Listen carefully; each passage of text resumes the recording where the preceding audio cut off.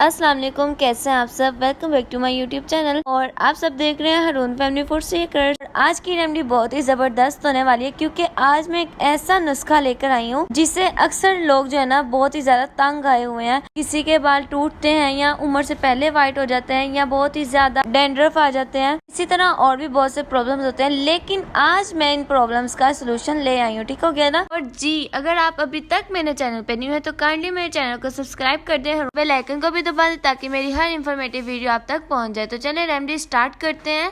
बिस्मिल्लाहिर्रहमानिर्रहीम। यहाँ पे मैंने चावल लिया है 1 कप, ठीक है ना। और अब हम इसमें ऐड कर लेंगे पानी। पानी इससे ऐड करें क्योंकि इनके अंदर जर्म्स होते हैं तो वो सारे जो है साफ हो जाए। तो अब मैंने यहाँ पे लिया है एक पैन और उसमें मैंने 1 कप पानी ऐड कर लिया। पहले से हमने चावलों में पानी ऐड किया था, उसको वेस्ट कर देंगे क्योंकि वो गंदा हो गया।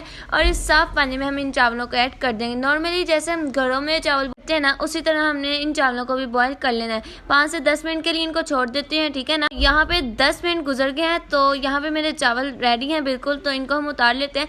चावल आप खाने में इस्तेमाल कर लें क्योंकि चावलों का इस रेमेडी से कोई ताल्लुक नहीं है, हमें चावलों का पानी चाहिए। चावलों को वेस्ट करने की जरूरत नहीं है, आप जो है घर में इस्तेमाल कर लें, ठीक है ना। हैं अपने पैन की तरफ और जो चावलों का पानी है हमने पैन में डाल देना है, ठीक है। अब इस पॉइंट पे आपका जो फ्लेम है बिल्कुल मीडियम होना चाहिए। इतना आपने इसको पकाना है कि ये थिक हो जाए, ठीक है ना।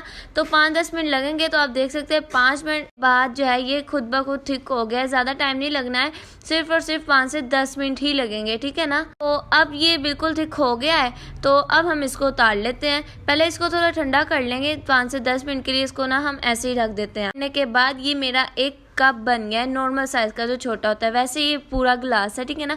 अब यहाँ पे एक शैम्पू लेना है। शैम्पू आप घर में आम इस्तेमाल करते हैं, कोई भी ले लें, ठीक है ना, नो प्रॉब्लम। आपने 1 टेबलस्पून जो है शैम्पू इसमें ऐड कर देना है, ठीक है। 1 कप था तो मैंने इसमें 1 टेबलस्पून ही ऐड किया। और अब हम इसको मिक्स कर लेंगे। तो तैयार है आज की हमारी रेमेडी। ये आप अपने बालों पे लगाएंगे तो इंशाल्लाह आपके बाल जो है झड़ना खत्म हो जाएंगे, उनमें डैंड्रफ नहीं होगा, आपके बाल उम्र से पहले सफेद नहीं होंगे इंशाल्लाह। अगर आपके बालों की जो स्किन है वो ज्यादा सेंसिटिव है तो आप जो है तो मिलती हूँ नेक्स्ट रेमेडी के साथ। तब तक के लिए अल्लाह हाफिज।